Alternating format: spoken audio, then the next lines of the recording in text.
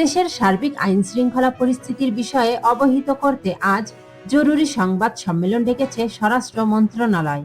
রোববার 21 ডিসেম্বর বিকেল 5:30টায় সচিবালয়ে এ সংবাদ সম্মেলন অনুষ্ঠিত হবে।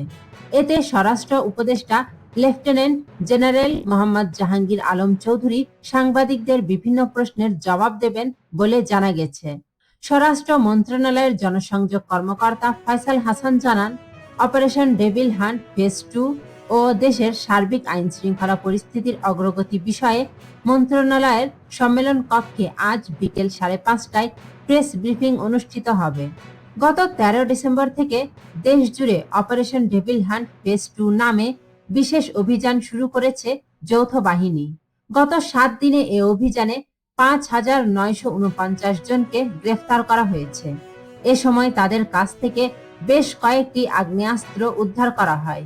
এদিকে শনিবার 20 ডিসেম্বর শাহবাগে বিভিন্ন বিশ্ববিদ্যালয় ও কলেজ শিক্ষার্থী, ছাত্র সংগঠনের নেতাকর্মী ও সাধারণ মানুষ জড়ো হয়ে ইনকিলাব মঞ্চের মুখপাত্র শহীদ শরীফ ওসমান হাদির স্মরণে শোক প্রকাশ করেন।